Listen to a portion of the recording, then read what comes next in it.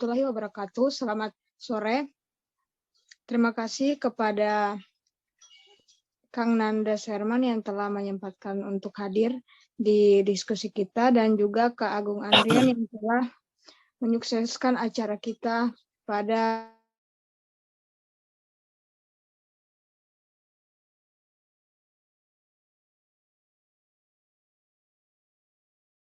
hilang suaranya tuh.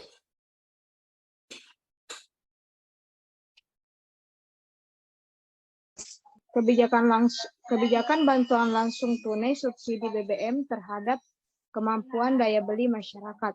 Yang dimana sudah kita ketahui bahwa pada tanggal 3 September 2022, pemerintah mengumumkan secara resmi pengalihan anggaran subsidi bahan bakar minyak atau BBM sebesar 12,4 triliun untuk bantuan langsung tunai atau BLT. Dari data tersebut, Menteri Sosial menyebut besaran angka untuk penerima adalah sebesar 600.000 dengan dibagi menjadi 2 tahapan. Yang dimana dalam penerimaan BLT tersebut itu harus memenuhi beberapa syarat. Meskipun demikian, tidak sedikit dari beberapa pengamat mengatakan bahwa kebijakan tersebut tentu merupakan kebijakan yang keliru dan hanya kebijakan yang menipu masyarakat agar tidak melakukan protes atas kenaikan harga BBM. Hal demikian tentu akan berpengaruh terhadap ketimpangan daya beli masyarakat rentan ketika suatu saat harga-harga sembako mulai melonjak naik karena kenaikan harga BBM. Secara kasat mata, kami menilai bahwa hal demikian di satu sisi akan menambah pendapatan masyarakat, namun di sisi yang lain dengan naiknya pendapatan tersebut, masyarakat tetap tidak akan mampu mengimbangi daya beli terhadap harga pasar yang tak menentu. Nah, selanjutnya akan dijelaskan oleh pemateri luar biasa kita, yaitu Mas Nandang Suherman. Selanjutnya untuk mengefisienkan waktu, saya persilahkan untuk membawakan materi yang luar biasa ini. Terima kasih. Ya, terima kasih Alivia. Assalamualaikum warahmatullahi wabarakatuh. Gimana suara saya, bisa didengar ya? Jelas, sudah jelas. Jelas, oke. Saya agak keserang flu nih. Nah, baru datang kemarin sore, dia keliling di Jawa Tengah. Alhamdulillah saya bisa hadir di Zoom Meet sore ini, berjumpa dengan aktivis muda, para aktivis di Bandung ya, ini rata-rata Bandung ya. Dan saya cukup bangga karena di tengah arus konsumerisme dan serba cepat masih ada anak-anak muda yang mau diajak dan memikirkan persoalan-persoalan bangsa ini yang sekarang sedang begitu bertubi-tubi ya, yang dirasakan oleh masyarakat sejak kenaikan BBM. Saya kemarin di Jawa Tengah ngobrol dengan, kebetulan berkunjung ke kalangan bawah masyarakat, yaitu di kelompok nelayan. Sangat terasa sekali bagaimana setelah kenaikan BBM itu banyak nelayan yang lebih berpikir ulang kalau mereka mau melaut, terutama nelayan yang di kalangan perahu kecil ya, yang notabene mereka tidak begitu jauh melautnya. Berangkat biasanya itu sekitar jam 6 gitu, jam 5 pagi setelah subuh, sekitar asar itu sudah balik lagi. Nah, kemarin saya obrolan singkatnya dengan salah seorang nelayan tersebut setelah ada kenaikan, dan kebetulan memang kami ke Jawa Tengah itu Pekalongan, Demak, dan Semarang, untuk melihat juga bagaimana BBM bersubsidi ini bisa diakses oleh mereka. Apakah ada hambatan atau tidak. Dan ternyata setelah kenaikan mereka sangat berhitung sekali karena terjadi pembengkakan dalam memenuhi operasional untuk melaut tersebut. Kemarin dengan mencontohkan bahwa biasanya Pak katanya kalau melaut yang kapal rada besar itu sekitar 1 juta, maka sekarang dibutuhkan sekitar 1,2 atau 1,3. Ini paling 30% lah ya. harus kenaikan, dan bahwa nelayan tersebut rata-rata untuk kebutuhan yang paling besar itu 60-70% adalah untuk bahan bakar. Dan mereka ya kalau lihat dari kebijakan pemerintah kan harus mendapatkan bahan bakar bersubsidi, tapi ternyata di lapangan tidak demikian. Bahkan di beberapa daerah yang kami riset, yang perkumpulan inisiatif riset, ternyata daya serap bersubsidi itu di bawah 30% oleh nelayan tersebut. Nah, kenapa? Karena ternyata banyak hambatan birokratis untuk para nelayan menyerap subsidi BBM-nya. Nah, seperti itu salah satu gambaran sebetulnya. Nah, tapi sebelum saya ini ingin mengajak juga mencoba kita untuk lebih refleksi ya secara lebih dalam barangkali. Dan saya akan coba share screen ya. Alif, boleh kan? Share screen untuk sebagai panduan lah barangkali ya. Sebagai halo? Oh, host di sini lebih simpan. Oke, tidak bisa ternyata ya. Tidak bisa share screen ya. Tidak bisa itu ya. Alif, halo? Halo Alif? Halo? Halo? Halo, halo? Udah Kang, ada Kang. Oh, bisa share? Oke. Oh, ada barusan menghilang ya? Iya, menghilang barusan. Biasanya di admin.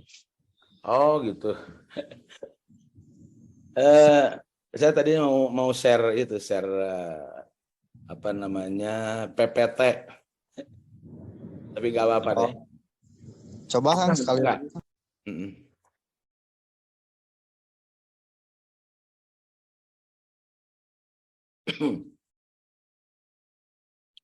Kalaupun tidak bisa, saya akan terus coba melanjutkan. Saya ingin mengajak terkait dengan apa hari ini kita harus refleksi dengan apa perjalanan bernegara kita. Untuk kaitannya dengan yang tadi kita dan sudah hantarkan oleh moderator, dan seperti judul yang diminta, apakah BLT ini efektif untuk meningkatkan daya beli, di antara seperti itu ya. Nah, kalau kita coba untuk refleksi dan kita baca-baca literatur gitu yang ada hari ini, bahwa di dunia kalau kita sederhanakan negara itu menganut dua ideologi untuk memberikan perlindungan, pemberian layanan kepada masyarakatnya. Ada negara berbasis universal, kesejahteraan yang memberikan perlindungan secara universal, keseluruhan dia. Ada yang residual, yang hanya bagian-bagian tertentu saja. Dan Indonesia itu masuk kategori negara yang hari ini, kalau melihat, kalau melihat secara doktrin dan yang sudah menjadi kesepakatan bersama, Indonesia itu masuk ke negara yang memilih ideologi perlindungan sosialnya masuk ke universal. Karena di Undang-Undang Dasar itu dinyatakan bahwa harus mencerdaskan, di antaranya tujuan bernegara itu kesejahteraan dan semua menjadi kewajiban negara. Mencerdaskan itu kan salah satunya lewat pendidikan. Dan cerdas juga syaratnya harus orang sehat. Kayak gitulah. Dan itu harus menjadi kewajiban negara. Maka di kita yang disebut kewajiban dasar itu layanan dasar, pendidikan, kesehatan, ATP ya, identitas, itu menjadi kebutuhan dasar dan negara semua harus memberikan tanpa melihat sistem sosial masyarakat. Dan ada negara yang residual, yang dimana negara hanya ngurus yang miskin-miskin gitu ya, yang tidak mampu, itu layanan dasarnya oleh negara. Nah kita, bukan Undang-Undang Dasar 45, ideologi negara kita adalah ideologi negara kesejahteraan. Namun pada prakteknya hari ini bukan hanya ke masa era Jokowi saja. Kita ini aja mundur sejak otonominya aja ya, sudah era demokratis, era demokrasi hari ini, otonomi daerah, juga praksis hari ini pemerintah menjalankan perlindungan sosial yang bersifat residual. Dan kelompok masyarakat mana yang diurus oleh negara, ya kelompok masyarakat miskin. Yang sekarang kita kategori berapa tuh? Sekitar berapa puluh juta yang masih ada di kita di nasional itu. Demikian, sementara layanan dasar yang lain termasuk infrastruktur kelihatannya sekarang bukan kelihatan. Faktanya hari ini sebagian juga diserahkan kepada swasta. Kita tahu ya, infrastruktur jalan itu maksudnya kewajiban negara, tugas negara, tapi sekarang konsepnya sudah diberikan kepada swasta dalam bentuk jalan tol, dan kita harus membayar juga untuk menggunakan infrastruktur seperti itu. Sebentar lagi barangkali itu listrik ya, yang sekarang sedang gonjang-ganjing, rame, gitu kan. Beberapa telekomunikasi itu infrastruktur itu sudah diserahkan ke swasta juga. Dan itulah ciri bahwa kita menganut perlindungan sosial, kebijakan perlindungan sosial yang residual. Dan karena dia residual, maka targeted. Siapa yang menjadi sasarannya? Ya, itu menjadi persoalan sampai hari ini. Siapa yang dianggap menjadi target penerima layanan publik dasar yang diberikan oleh negara itu? Karena tidak semua masyarakat, maka dia targeted. Sasarannya harus jelas. Maka dia bikin kriteria sekarang ini. Sekarang harus semua warga akan bertahap masuk ke DTKS. Nah, sebelum ada DTKS dulu ada BDT, basis data terpadu, yang di situ hanya kelompok miskin saja yang menjadi targetnya. Nah, seperti itu. Nah, kalau negara kesejahteraan, sebetulnya kita tidak akan dipusingkan dengan masalah yang tadi, apakah ini tepat sasaran atau tidak, yang miskin yang mana gitu, enggak. Tapi semua layanan dasar ini disediakan negara, dan warga negara tanpa melihat status sosial ekonomi, dia menjadi bagian dari penerima manfaat dari kebijakan perlindungan sosial yang disediakan oleh negara. Jadi kita tidak akan sibuk menentukan sasaran penerima manfaat. Kalau ingin menikmati layanan lebih yang melebihi standar yang disediakan negara, silakan bayar sendiri. Itu negara-negara maju sudah mulai seperti itu, terutama negara-negara yang ada di Eropa Barat sana ya.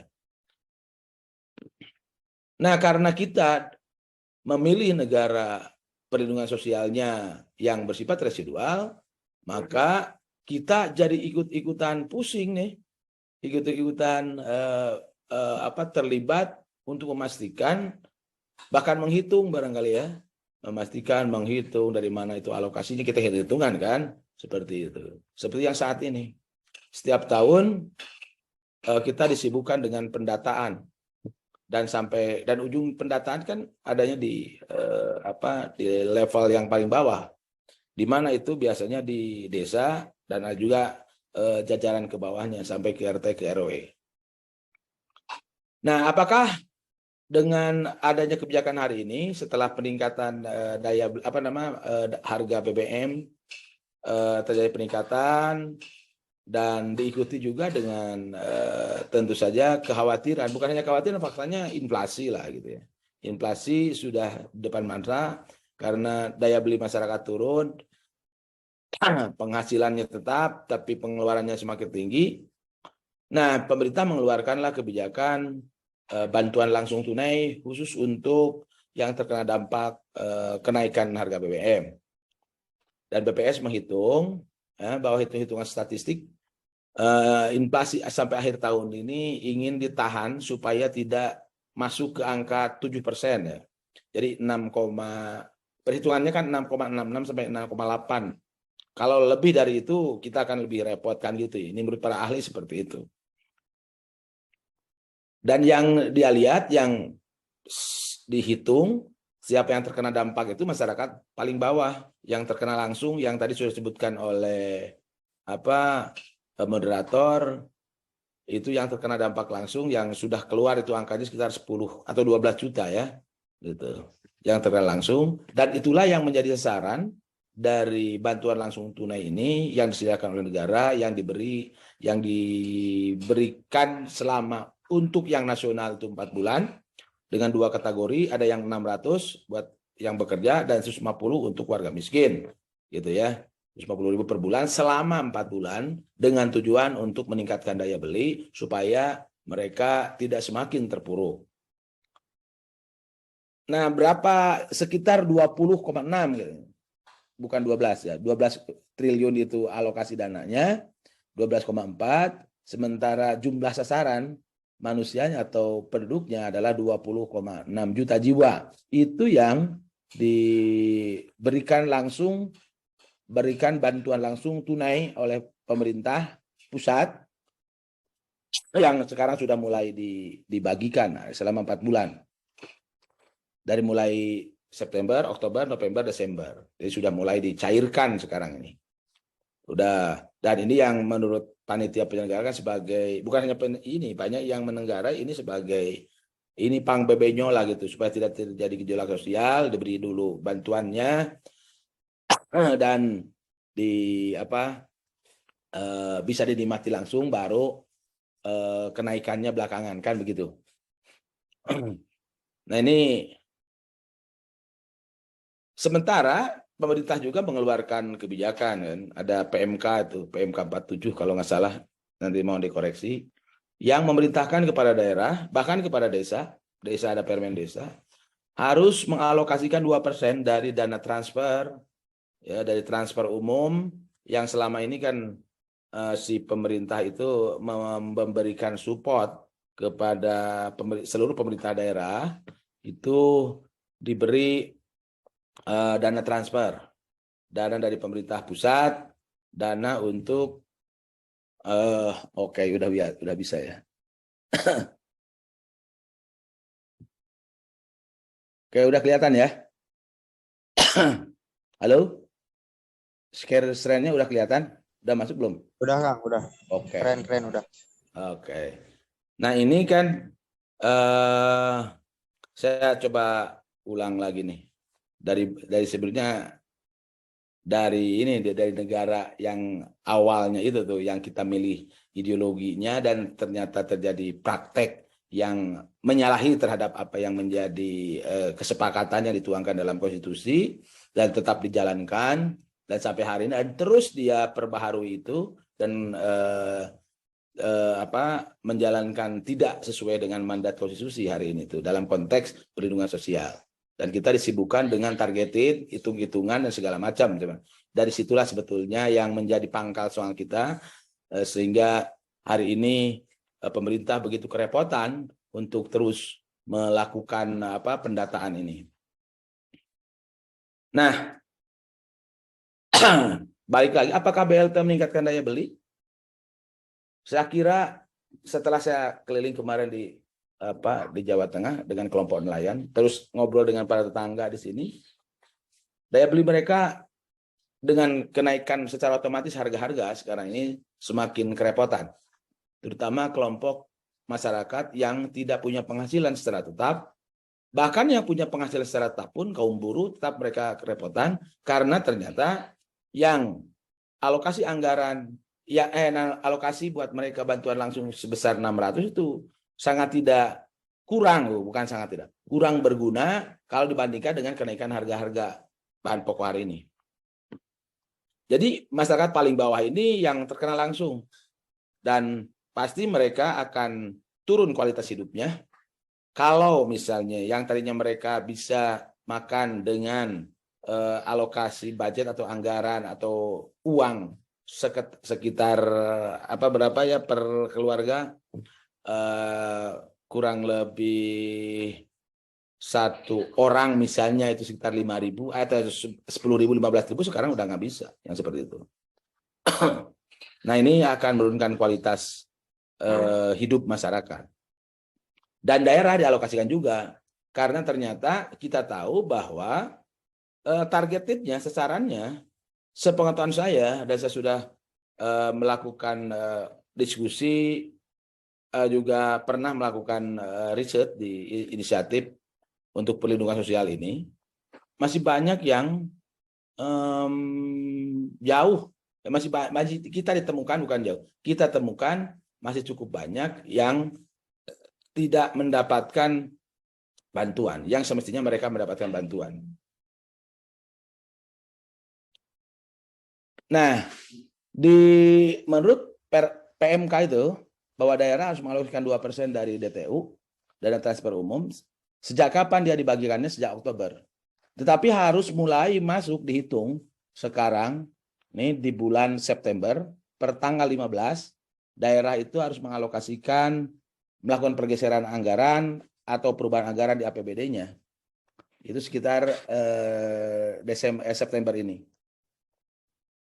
Tanggal 15 dan dilaporkan anggarannya ke pemerintah pusat dan berapa jumlah penerima sasaran di daerah tersebut yang menjadi tanggung jawab pemerintah daerah, termasuk gubernur itu. Dan ini dilaksanakan selama 3 bulan, jadi Oktober sampai Desember, dan ini harus mulai dilakukan perhitungan dan harus betul tepat sasaran. Nah, berdampak bahwa banyak daerah yang kelimpungan untuk melakukan pergeseran menyediakan dana tersebut. Karena kita tahu bahwa kabupaten yang mayoritas di Republik ini, yang bentuknya kabupaten, itu hampir seluruh anggaran untuk penyelenggaraan pemerintahan di APBD-nya itu, sebagian besar itu dari pemerintahan pusat. Sebagian besar pemerintahan pusat. Sementara kekuatan daerahnya itu masih sangat minim lah, masih sangat kurang gitu untuk meningkatkan potensi daerahnya.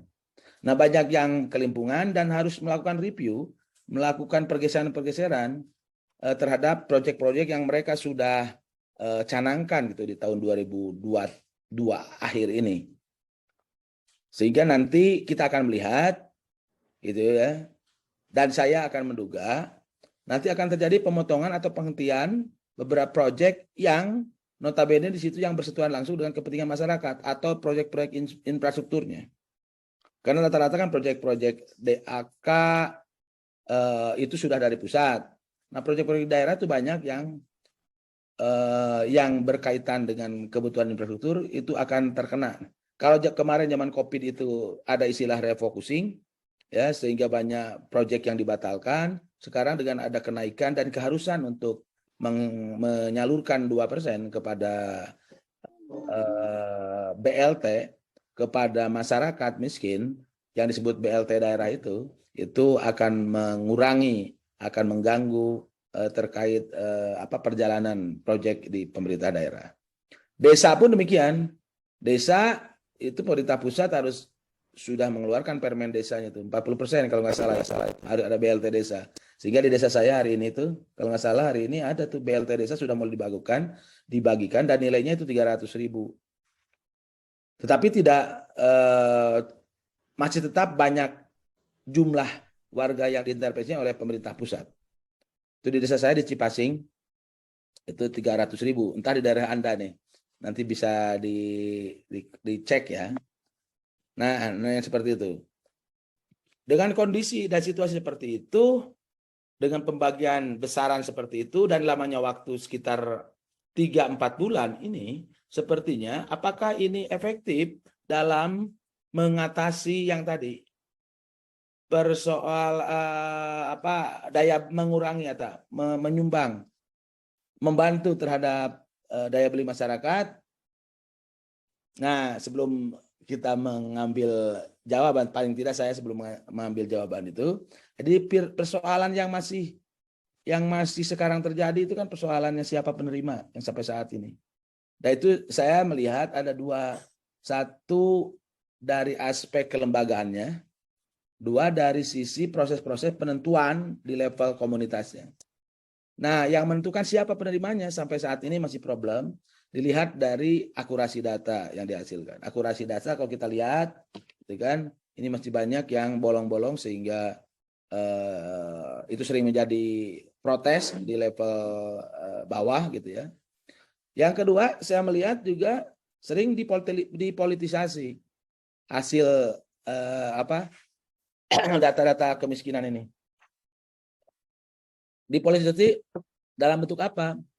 Kalau di desa, ada di Sumedang itu di sebuah desa, pada saat mau pilkades, nah bagi incumbent itu dia akan memberikan perlindungan sosial itu kepada kelompok masyarakat yang akan memilih dirinya.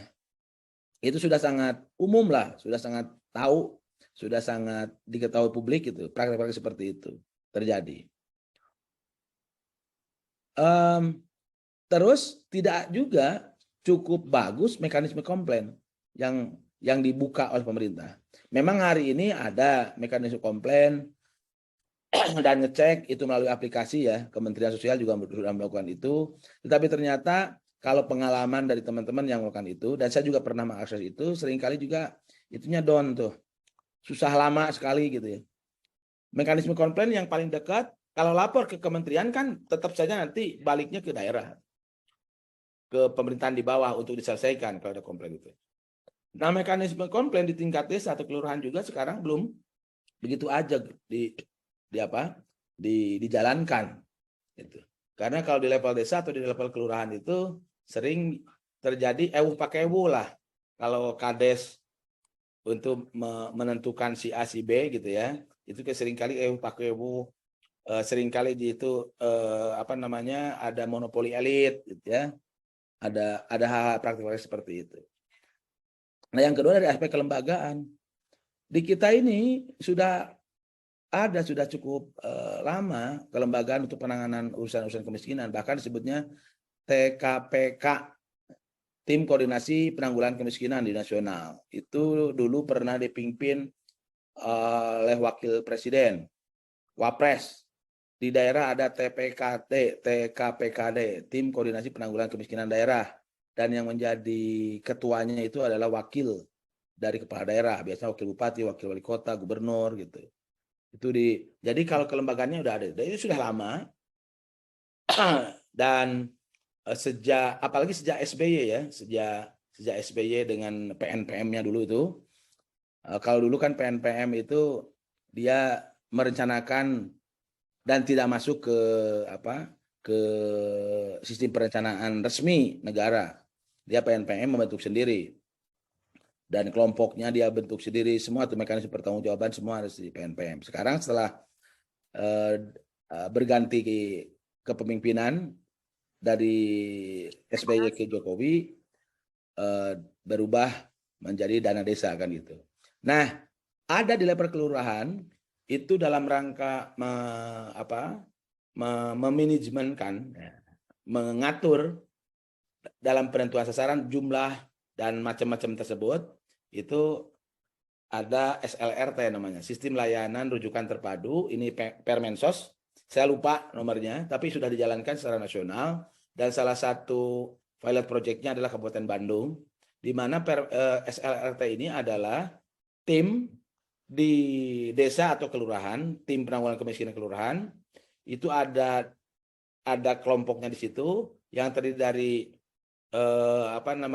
yang pengelola, yang menjaga ini informasi ya, dikasih komputer gitu ya, ada ketuanya, juga ada tim relawan yang biasanya itu adalah para ibu-ibu aktivis di level desa. Dan di mereka lah sebetulnya yang menggodok, yang merumuskan siapa saja di desa, di kelurahan tersebut yang berhak menerima bantuan langsung tunai ini. Nah, itu kalau di SLR seperti itu, berjenjang, dia lapor kepada kabupaten, di sana ada supervisor. Advisernya di kabupaten, itu salah seorang kabid di dinas sosial. Nah, di kecamatan ada tenaga kesejahteraan sosial, dia menjadi supervisornya.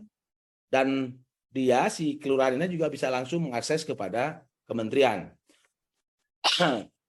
Nah, desa, kelurahan bisa menginput siapa saja itu yang berhak menerima.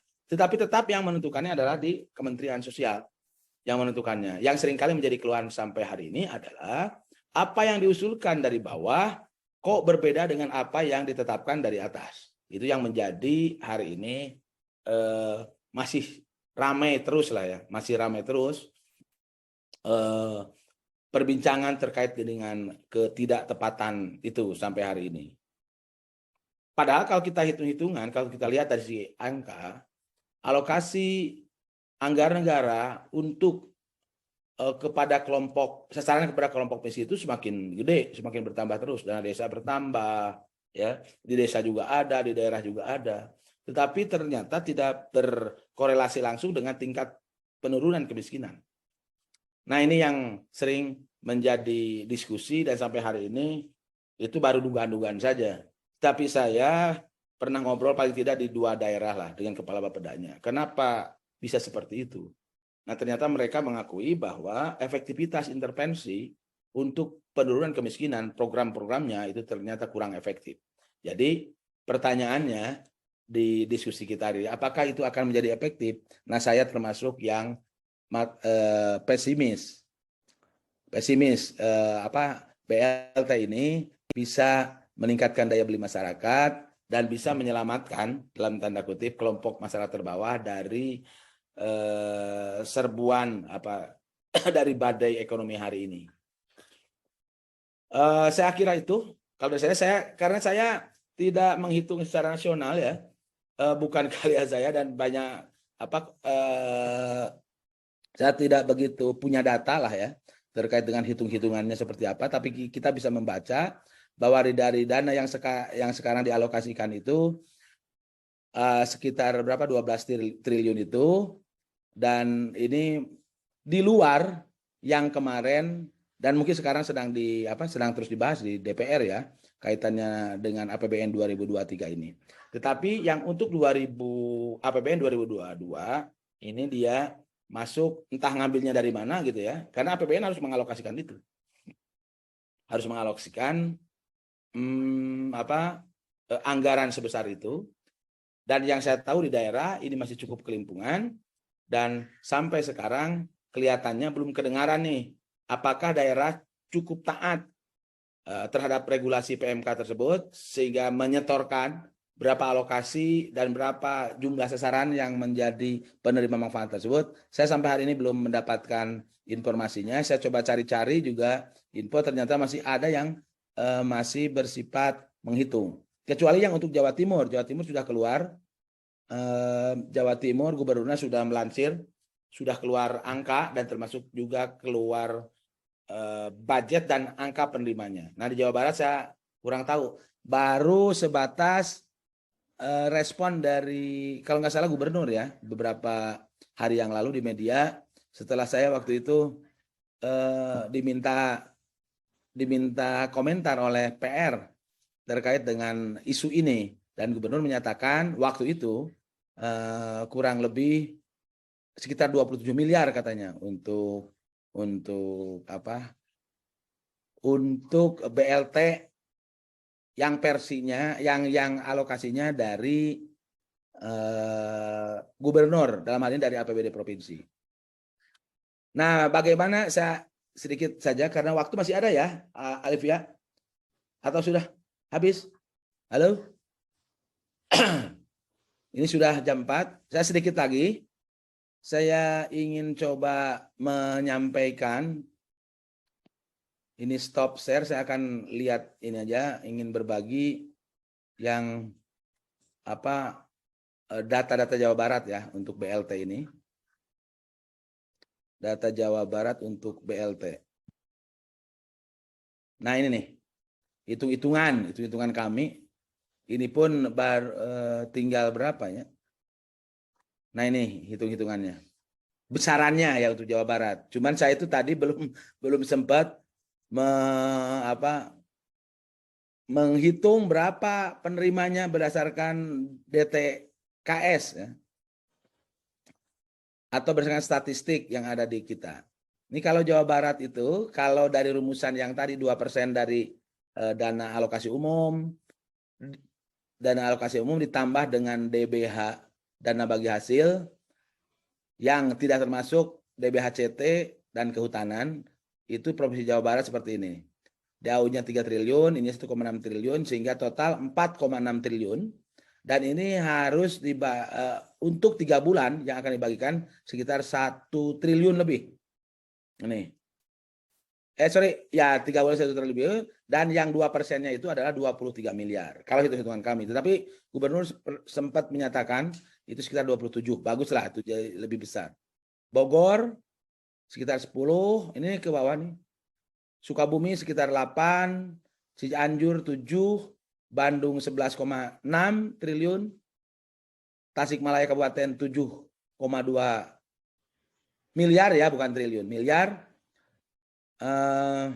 Ciamis 5,9 miliar, Kuningan 7,4 miliar, Majalengka hampir 6 miliar, Sumedang 5,6 miliar, Subang 6,8 miliar, Purwakarta 4,45 miliar, Karawang 7, dan Bekasi saya belum dapatkan. Bekasi dan Bandung Barat ini karena mereka ternyata belum mempublish ya di webnya, di Kemenkeu gitu terkait dengan APBD-nya, rincian APBD-nya. Pangandaran 2,8 miliar, Bogor 4,2 miliar, Kota Bandung 8,9 miliar, Bekasi ini 6,4 miliar, Kota Depok 4,7 miliar, dan Cimahi masih kosong, dan Banjar, Kota Tasikmalaya 4,02 miliar, Kota Banjar masih kosong. Kosong dalam pengertian, ini karena saya tidak punya data untuk melakukan perhitungan karena belum ditampilkan, belum dipublish APBD 2022-nya. Saya kira itu ya, Alif, dari saya yang bisa sampaikan sebagai pemantik saja untuk bahan diskusi kita selanjutnya. Oke, saya serahkan ke moderator. Baik, terima kasih atas pemaparan materi yang telah diberikan oleh Kang Nanda. Selanjutnya kita beralih kepada sesi diskusi. Nah, bagi teman-teman yang memiliki pertanyaan seputar materi yang telah diberikan, silahkan gunakan fitur raise hand dan on mic. Terima kasih. Untuk Bapak Nur ada syarat tidak tadi? Kayak kusianya dijemputnya Bapak Kerjum. Iya.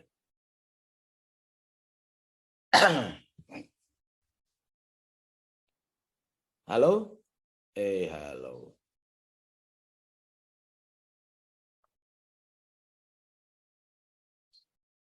Nggak ada, Alif? Karena kurang menarik atau gimana? Atau saya terlalu cepat? Atau kurang begitu merangsang ya? Pemikiran dari teman-teman ini. Halo Kang, halo. Ya. Kedengeran ya? Yuk. Oh ya. Sebelumnya izin Kang, terima kasih untuk atas waktunya buat Kang Nandang share bareng kita. Meskipun ini ada yang keluar masuk, tapi nanti di share di YouTube Kang. Ya. Kemudian juga saya ingin menanggapi beberapa hal. Tadi ini keren banget. Sebetulnya sayang banget teman-teman ngelewatin diskusi ini semua karena data-data yang tadi di share aku kira nggak bakalan dapat dimanapun kecuali di Kang Nandang gitu. Selama itu kita mau ngitung ya dan datanya ada, data awalnya. Ya. Tapi ini Kang, apa yang Agung mau tanya beberapa hal mungkin terkait pertama tadi artinya kalau misalkan Menteri Keuangan sudah mengeluarkan PMK untuk anggaran daerah dari DAU 2% dialokasikan untuk apa? Untuk Masyarakat BLT. miskin itu, ya Nah. untuk BLT itu.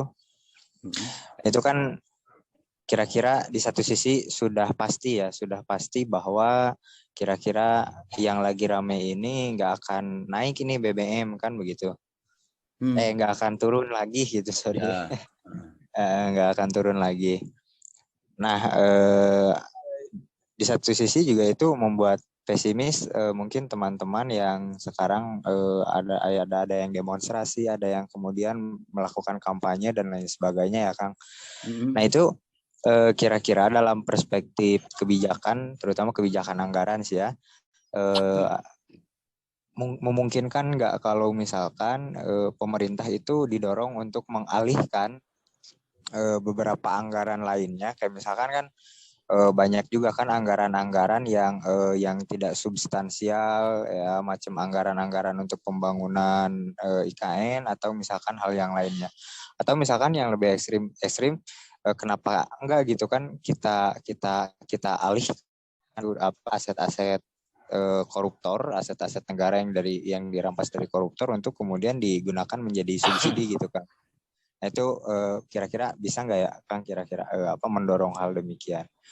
Terus mungkin soal PMK tadi itu PR banget ya, kalaupun misalkan itu harus diimplementasikan PMK tadi, itu PR banget buat kita semua aktivis muda, teman-teman di daerah buat ngawal kebijakan implementasi PMK itu ya, karena ya meskipun 600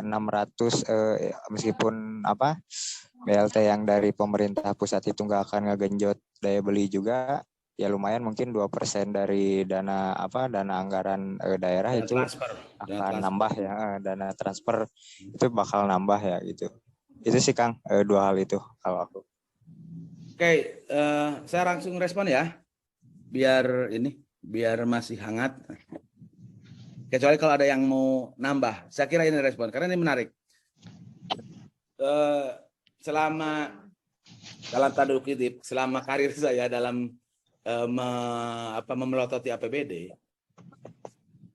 sebetulnya saya APBD dulu ya, sebelum ke APBN. APBN baru 1-2 tahun ini saya mulai melihat ke APBN.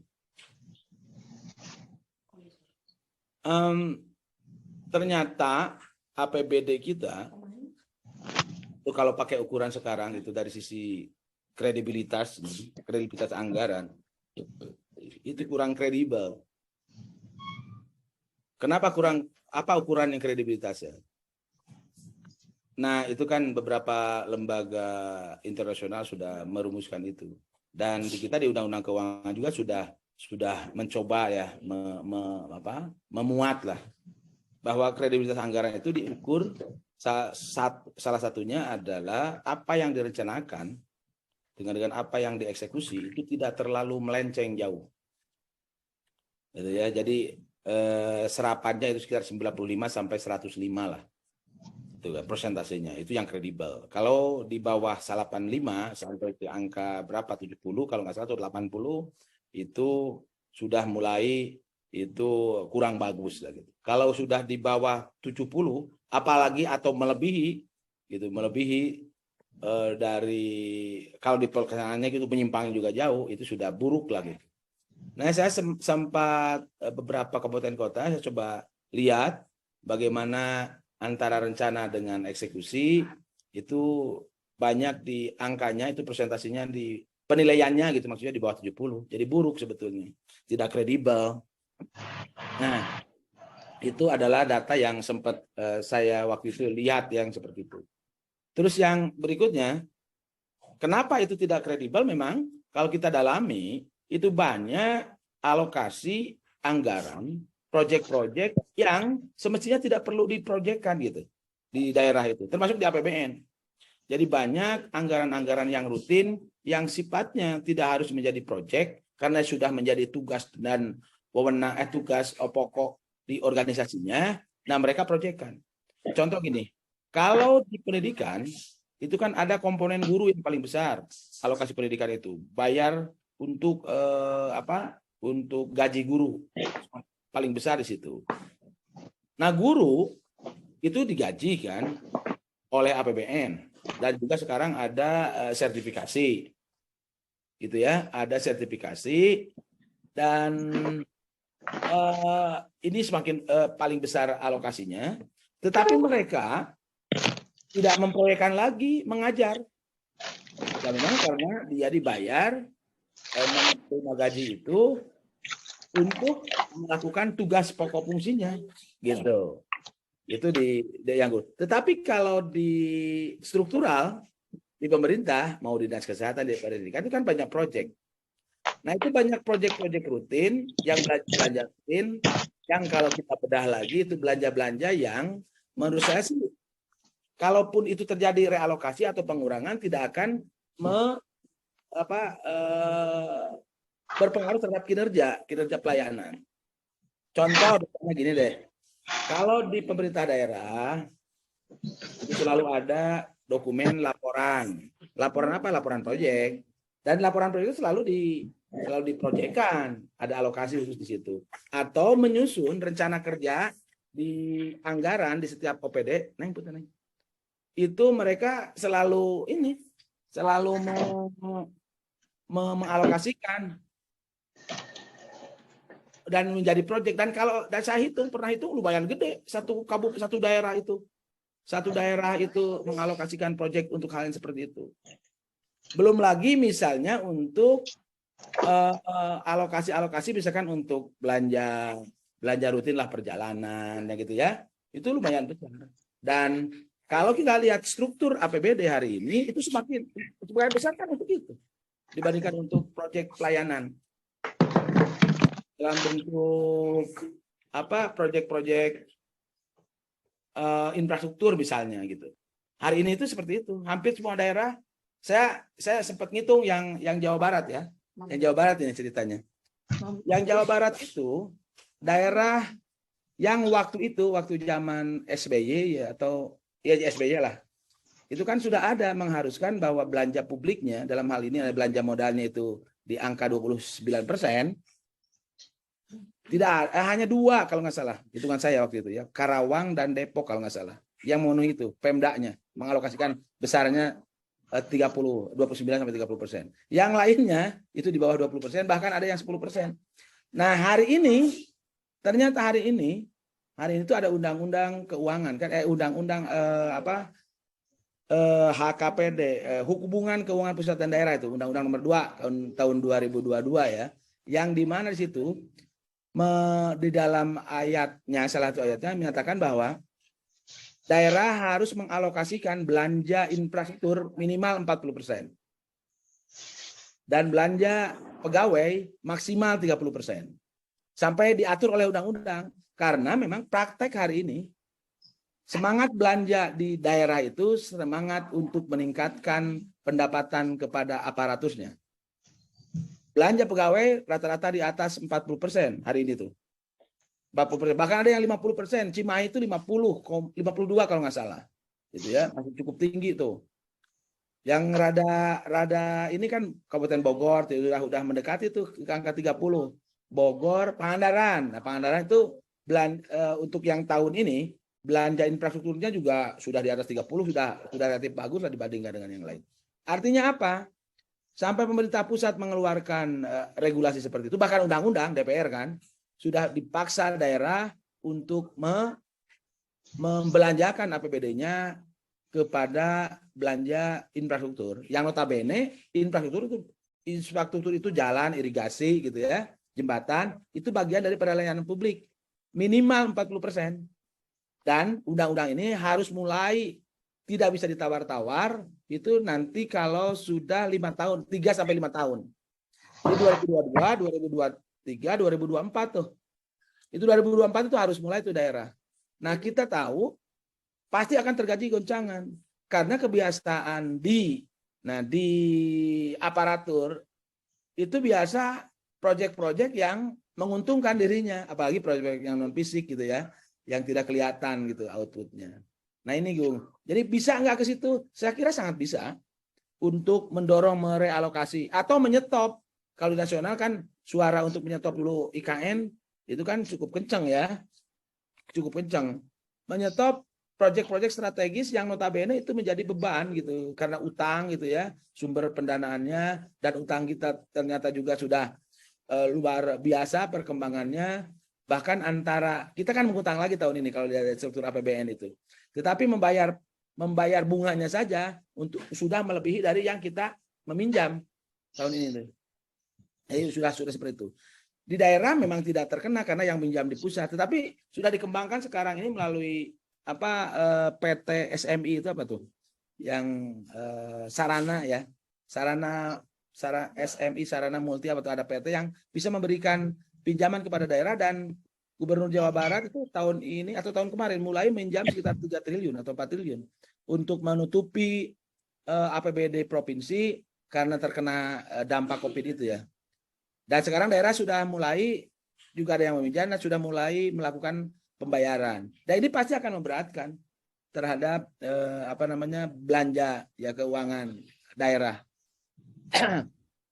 Apakah saya sepakat kalau realokasi itu lebih realistis dan juga barangkali akan menjadi seiring dengan semangat yang tadi Undang-Undang Nomor 2 Tahun 2020 memang memaksa untuk daerah harus merealokasi proyek-proyeknya untuk dialihkan kepada proyek-proyek infrastruktur di daerah ya. Tapi sayang itu daerah. Kalau di pusat kan tidak ada aturan gitu. Kalau di pusatnya itu, pusat masih bertumpu terhadap undang-undang yang lain, misalnya undang-undang pendidikan harus 20% ya. Terus ada regulasi yang lain, kesehatan minimal 10% kan. Itu sudah mulai itu. Nah, kalau suara ini dikencangkan oleh teman-teman aktivis, saya kira ini akan cukup bagus. Bahkan kalau Jawa Barat sih orang internalnya sudah mulai mengajak, udah suarakan kan harus lebih kencang katanya terkait dengan alokasi ini. Jadi realokasi ini harus kencang untuk mendorong juga perubahan di dalam supaya lebih cepat gitu ya. Nah, PMK 47 yang pertanyaan kedua, PMK 47 bisa dilaksanakan itu harus, saya kira harus. Sebab nanti kalau tidak dilaksanakan, yang sekarang itu yang yang 2% itu tetap nanti akan ditagih oleh pemerintah pusat dan bahkan berkonsekuensi nanti dikurangan itu DAU-nya, ya, dana transfernya. Jadi pasti daerah akan taat, akan tunduk, karena kan anggaran itu alat pengendali kan, alat pengendali yang cukup efektif. Nah, saya akan pindah dulu ke depan karena ini sudah pada bangun.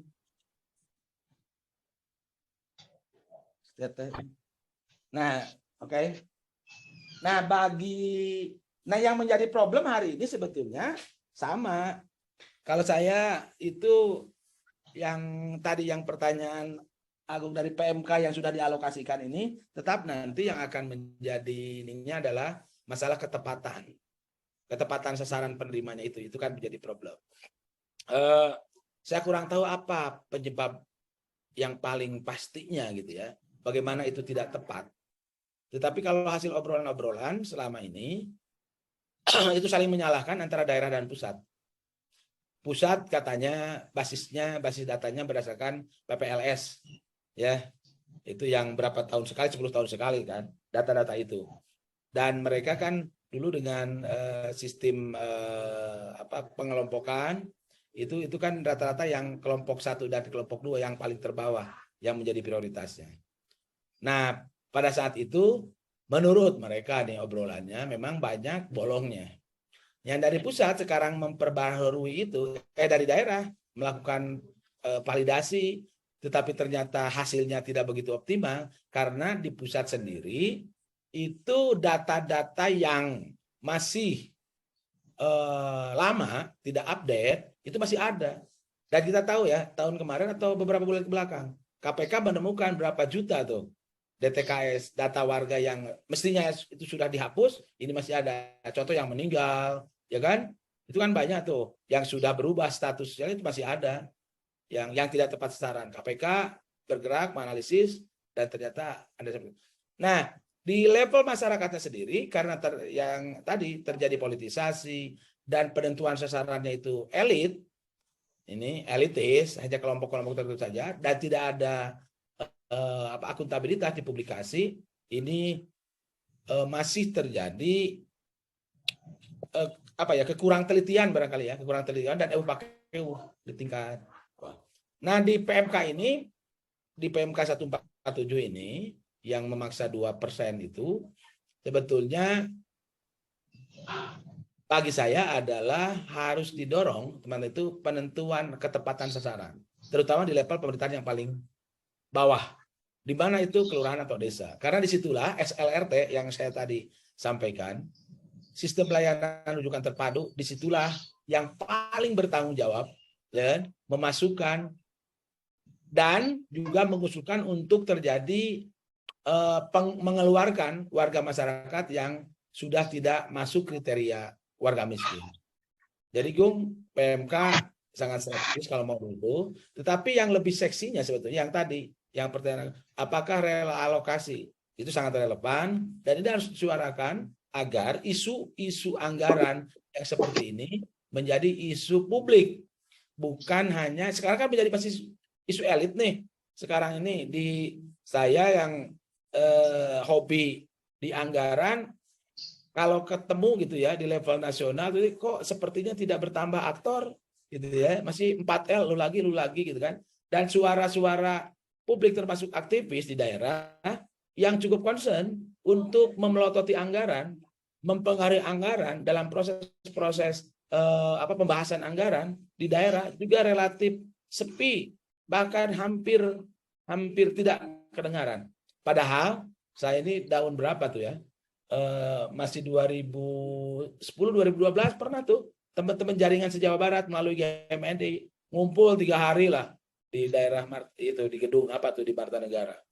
Dan waktu itu sederhana saja. Apa sih targetnya? Untuk supaya melek aja, melek terhadap anggaran dan para aktivis ini bisa ikut ngarewong kalau bahasa kalau dalam proses penganggaran di daerahnya masing-masing dan mendapat coverage media. Nah, tetapi setelah saya ikuti, saya dengar kok belum muncul ya. Kalaupun ada muncul, ini masih sporadis sekarang ini. Sporadis. Begitu, Gung.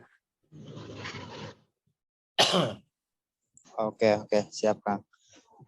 Izin Teh Irma, tadi aku berarti ini lagi ya, satu hal bahwa realokasi itu sangat memungkinkan dan bisa didorong, terutama untuk di pusat. Terus di daerah juga sebenarnya bisa didorong untuk perlindungan sosial lainnya ya, kesejahteraan. Memperluas sasaran. Karena duitnya sebetulnya ada, cuma masalah belanjanya prioritas saja. Ya, prioritasnya lebih ke kantong aparat.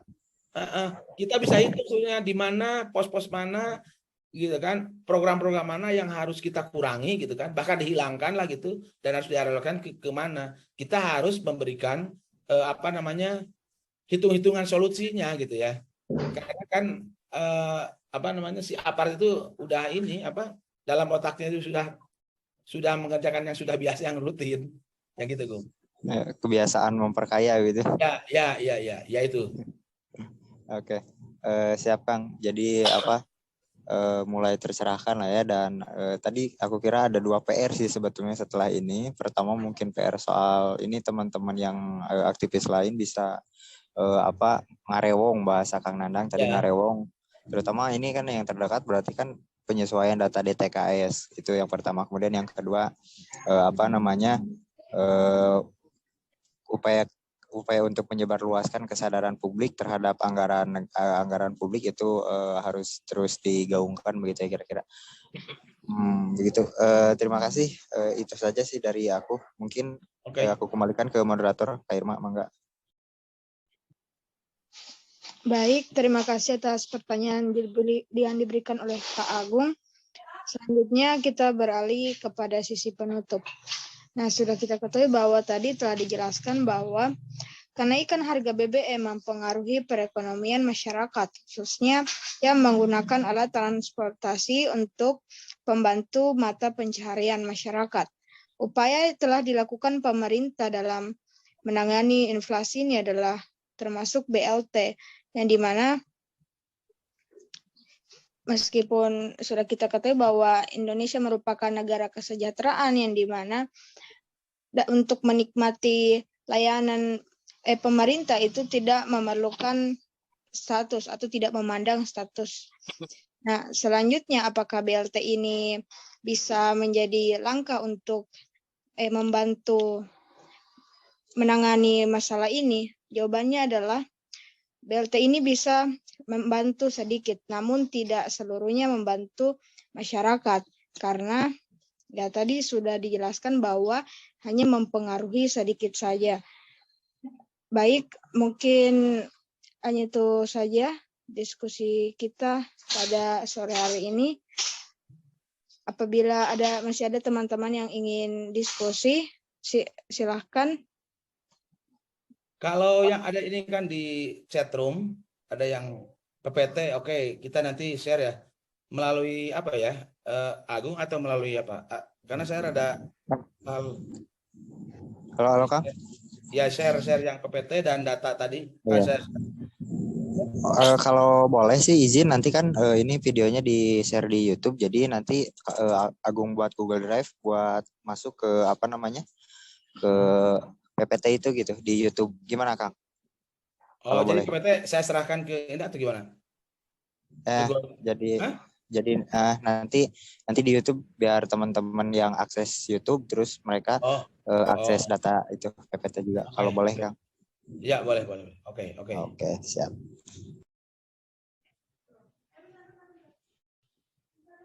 Ada yang mau bertanya? Muhaimin. Oke, silakan.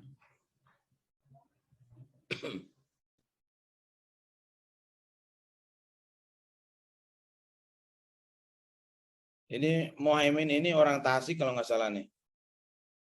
Min. Iya Kang, orang Tasik. Iya.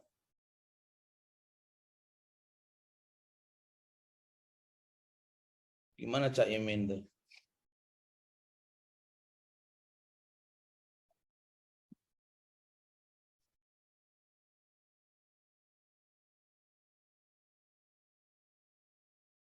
Kalau yang ini uang habis karena dipakai bayar hutang.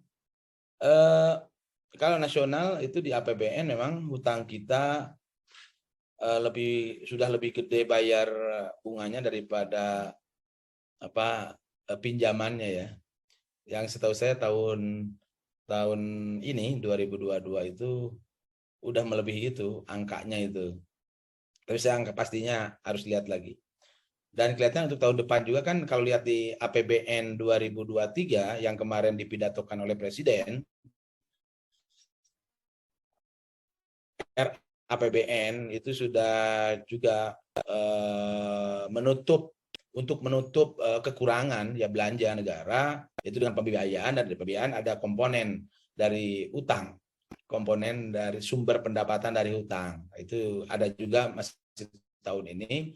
Dan kelihatannya untuk berutang ini cukup sulit dihentikan kelihatannya, karena kalau dihentikan akan terjadi kemandegan. Sementara kan Jokowi sangat terobsesi dengan pernyataan laju pertumbuhan yang 7% itu, yang meroket itu, dan sampai sekarang itu belum kelihatan meroketnya. Bahkan terkena pandemi akan kita justru minus kan. Nah, itu. Dan dia menggenjot terus proyek-proyek strategis yang bersifat fisik yang cukup presisius gitu ya. Kayak di Bandung kereta cepat ya Jakarta Bandung kan, yang ngomong tadinya tidak ada APBN sekarang kan pakai APBN karena kurang makin membengkak gitu ya. Ya kayak gitu tuh. IKN apalagi yang tadinya ngomong tidak akan membebani APBN sekarang ternyata APBN.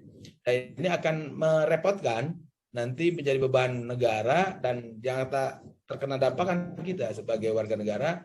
Bagi yang sudah berpenghasilan akan kena pajak ya, bagi yang bagi yang masih miskin pasti akan semakin berat karena perluasan perlindungan sosialnya semakin berat juga kan.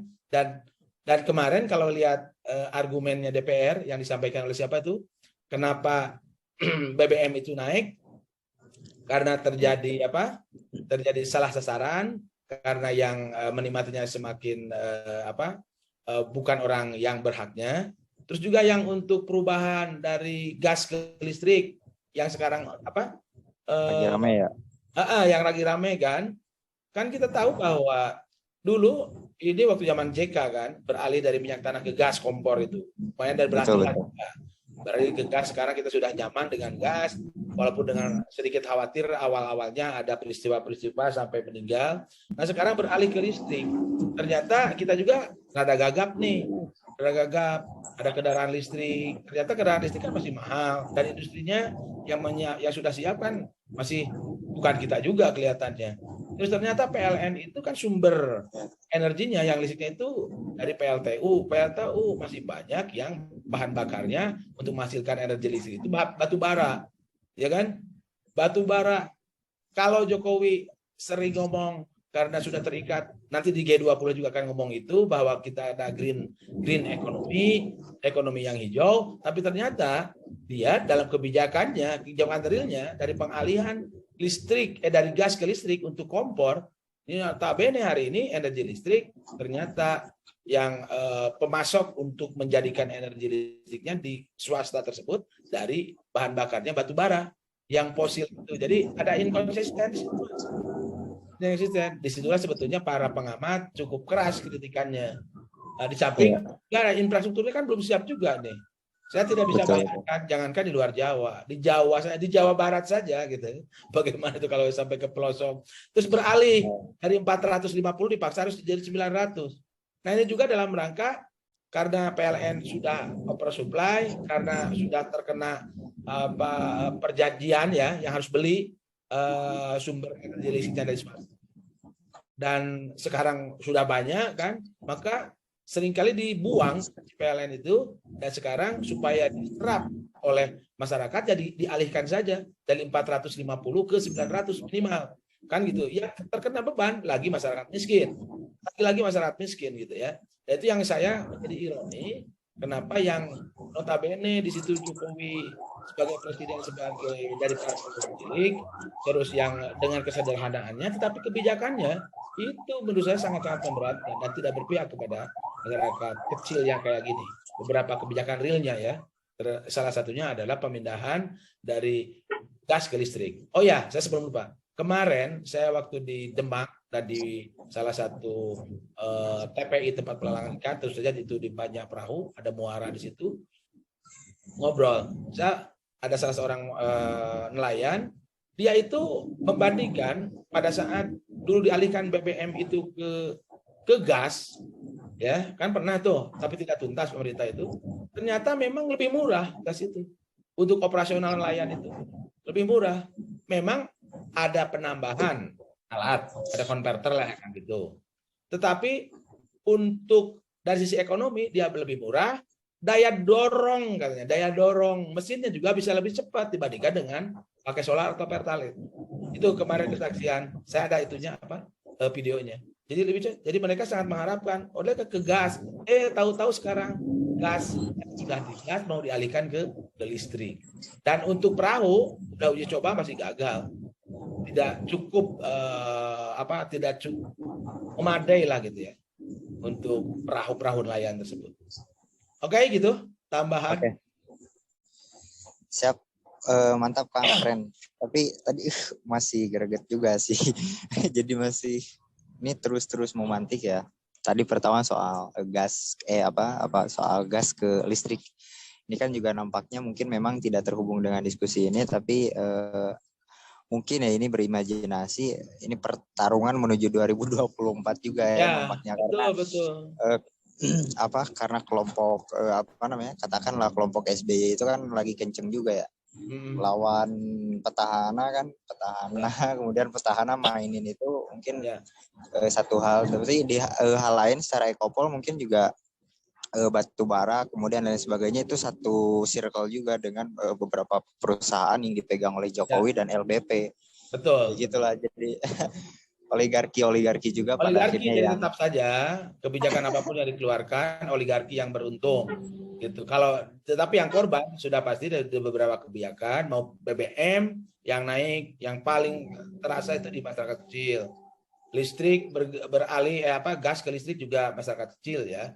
Itu jadi memang kebijakan publik hari ini kebijakannya itu sangat tidak berpihak kepada masyarakat kecil. Oke, siap Kang. Aku kira cukup ya. Tadi Kang itu karena di Sulawesi udah waktu maghrib, jadi Kak Irma itu dia Uwin Aranairi, dia volunteer di Liberty. Jadi harus sholat maghrib. Kalau kita mungkin baru jam 4:30 ya, di sana udah mau maghrib. Aku ambil alih dulu. Jadi intinya teman-teman bahwa pertama terkait pada persoalan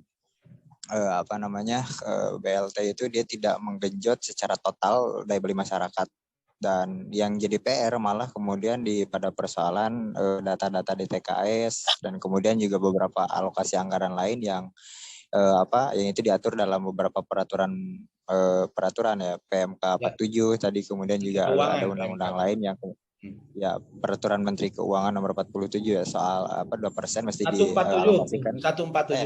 147